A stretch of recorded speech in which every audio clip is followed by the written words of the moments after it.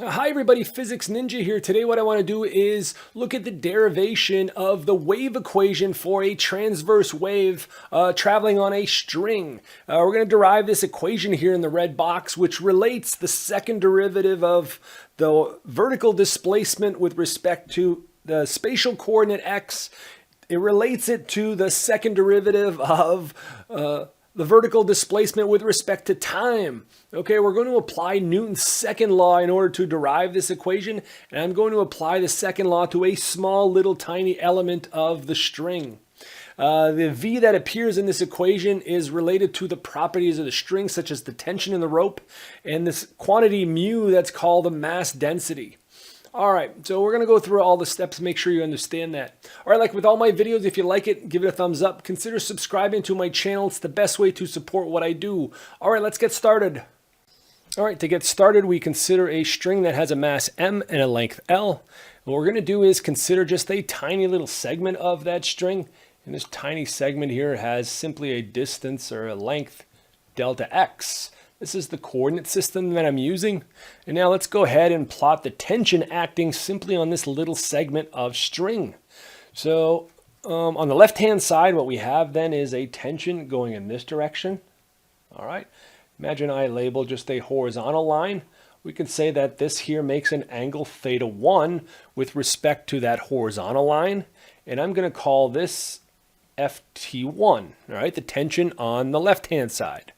Now you can go on the other side. Again, the angle might be a little bit different. We're going to call this one Ft2. And again, we're simply going to label an angle here with respect to the horizontal as theta 2.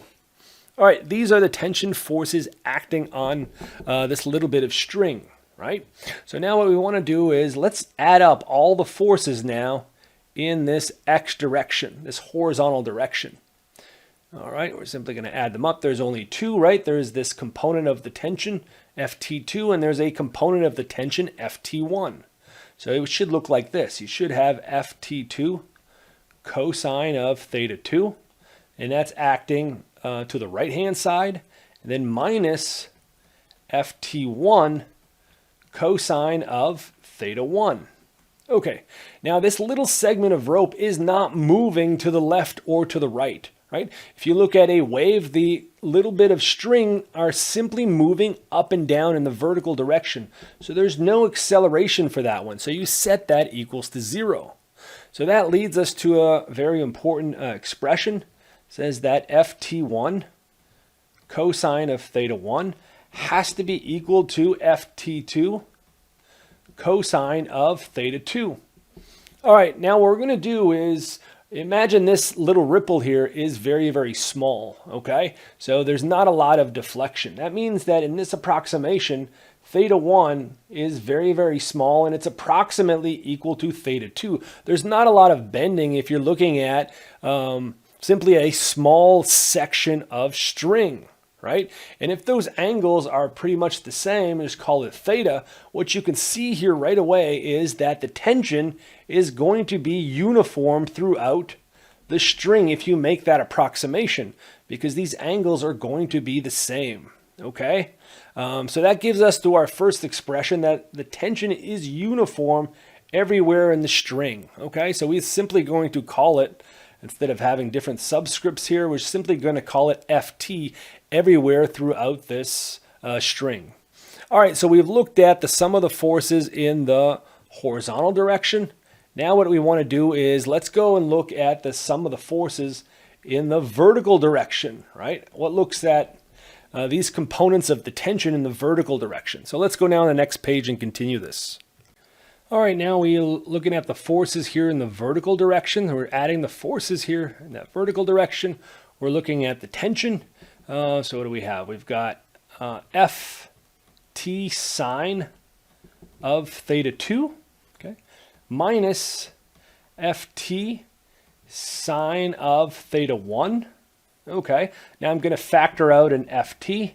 So you have Ft, and here I have sine of theta 2 minus sine of theta 1. That is simply the sum of the forces here. Okay, and that has to be equal to what? It has to be equal to the mass times the acceleration in the vertical direction of that little piece. So the mass is going to be small, call it delta m, and multiplied by the acceleration in that vertical direction. That's what Newton's second law says. All right, to keep going with this derivation, the next step we're going to do is something called small angle approximation. Okay, if the angles are small, okay, that means that cosine of a small angle is approximately equal to 1. Okay, it means then that tangent theta is going to also be approximately equal to, well, again, it's going to be sine theta divided by cos theta. Well, that's what it's equal to, but if we make that approximation, it's approximately equal to sine theta because cos theta is close to 1. Okay, so what we're going to do now is take this equation one step further. We're going to call this ft, and if the angle is small, we're going to say this is approximately equal to tangent of theta 2 minus tangent of theta 1 at position 1. Okay, that's equal to that little bit of mass multiplied by its acceleration. All right, so we're almost done here. This is kind of our wave equation. It doesn't look like it just yet. We have to do a few more steps. So let's go on the next page and finish this off. All right, now we have to go back and try to simplify this difference of tangents over here. Now, tangent at any of these sides, right? Tangent of, for example, the angle theta 2, what does that mean actually? Okay, this is actually the definition of a slope on this side, okay? And the slope is really nothing more than how the height changes the delta y over the delta x, okay? We're going to call this the slope at this side on position 2. All right, then what does this mean for the left-hand side? Well, tangent of theta 1 is simply the slope of the string on this other side, right? I'm going to call this delta y over delta x, but on the other side of that small element. So this here simply becomes ft is the slope here at the right-hand side minus the slope here on the left-hand side. And that's equal to the mass of that segment multiplied by the acceleration. So if you have a look at what's in this bracket right here, this is nothing more than a change in slope. Right, a change in slope from one side over the other side. That's it. All right, so the next little bit what I want to do is this change in slope right here, we can write this as just delta s, right? ft multiplied by delta s, the change in slope, is equal to delta m multiplied by ay. All right, and our last step now, well, what we want to do here is, how do I write this little bit of mass for this segment?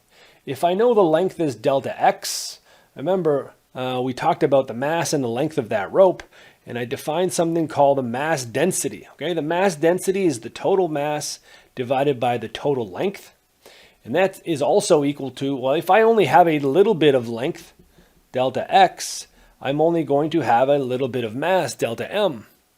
Okay, so right here you can substitute this little bit of mass, right? I can write it as a linear density of the string multiplied by the length of that small element.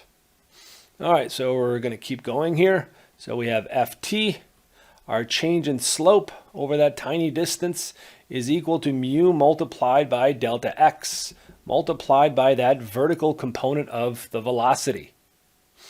Okay, what we do is we bring everything here to one side. It doesn't matter which one. Let's go ahead and bring delta x down at the bottom. And we keep acceleration just by itself. So we have ft multiplied by mu is equal to the change in slope over that little bit of distance. Okay, that has to be equal to that vertical component of acceleration. All right, so we want to work with this equation a little bit more. What we're going to do now is we're going to take a limit of this equation here, and it's really this term here that I'm interested in, how the slope changes over that tiny distance delta x. And I want to take the limit when delta x goes to 0. Well, let's think about that. That means that this here becomes how the slope changes over an infinitesimal displacement delta x. And again, if you now use the definition of the slope, you have del x, and now you substitute what s is. By definition, the slope is how y changes with respect to x. Okay, now you group both of those together, and you can see that this is the second derivative with respect to the spatial coordinate. Okay, that is this limit of how the slope changes with respect to x. Now you go ahead now, we're going to go back and substitute now. We're taking the limit when delta x goes to 0 to simplify our equation. So the left-hand side looks like this. It's ft divided by the mass density, multiplied now by the second derivative of y with respect to x. Has to be equal to the acceleration in the vertical direction. Again, if you use the definition of the acceleration, it's the second derivative of y with respect to time. All right, this is starting to look pretty similar to the previous equation I had. Now we still have this term in the front here, which is ft divided by mu. Okay, if you work out the units, ft is a tension measured in newtons. This is a mass density, so it's in kilograms per unit length per meter. Okay, if you work out the units for this, you're going to find that the units of this guy, if I just write the units, it'll be in meters squared per second squared. Well, guess what that looks like? That looks like a speed squared. Okay, this is actually the definition of the speed of the wave. All right, the speed of the wave you could show is ft divided by mu. So if you use that definition, all right, you get what? You get v squared, the second derivative with respect to y, with respect to x rather, is equal to the acceleration, the second derivative of y with respect to time. All right, the way I wrote the equation previously is I decided to bring the v squared on the other side. So it appears in the denominator on the other side. And lo and behold, this is our wave equation, right, which relates the second derivative with respect to position and the second derivative with respect to time. Right, the constant here that links them is 1 divided by v squared. Right, this is the definition of the wave equation for a transverse wave on a string. All right, it's pretty straightforward derivation. You simply have to use some infinitesimal arguments, okay, in order to arrive to this. Now, what about the solution to this?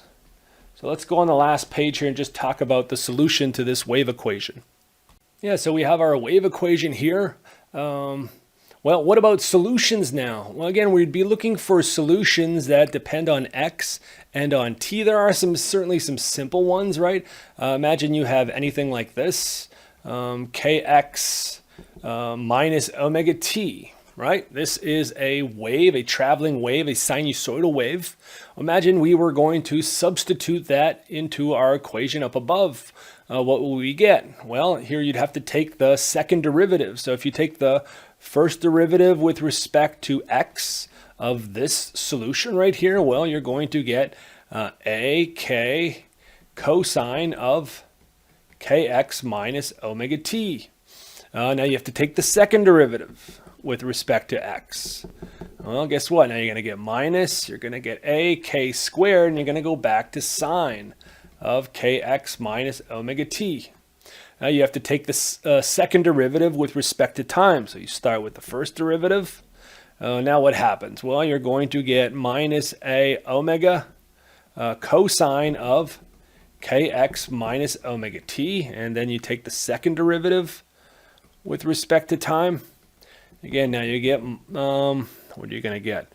You get a minus, and then you get another minus. So the a omega squared sine of kx minus omega t. All right, now if you imagine you go back and you substitute everything into our wave equation, what does that look like? So you take this guy, put it on the left-hand side. You take this guy, you put it on the right-hand side. And what you're going to get here is minus a k squared sine of kx minus omega t is equal to 1 over v squared. And now multiplied by the acceleration term, that's this final term, minus a omega squared sine of kx minus omega t. All right, you can go ahead and cross out some of the common terms. The sine of kx minus omega t leave. The amplitude leaves. You can get rid of that negative sign. And you get that as long as v squared is equal to, bring v squared on this side, is equal to omega squared over k squared, you're good, right? That is going to be a solution of the wave equation, right? And that's exactly what you get. That v, the speed, is related to that angular frequency divided by this wave number. All right, this is one example of a solution to the wave equation. Now, I just showed you one example of a traveling wave, a times sine of kx minus omega t, but there are many, many other cases, right? I could have chosen kx plus omega t. That would also work. I can also choose, well, I can also choose cosine, right, of kx plus or minus omega t. This would also work if I satisfy in the wave equation. And the most general case of them all is you can prove that any function y that has this form, right, x minus vt, right, any function that depends on x and t like this is actually going to satisfy the wave equation. All right, so this is kind of a nice exercise to show, okay, that any function, and what you have to do in order to evaluate these derivatives is to use a chain rule. And then you'll see that even this guy here will satisfy the wave equation. All right, that's it for me, folks. Hopefully you enjoyed this video and learned something about the wave equation today. We'll see you next time.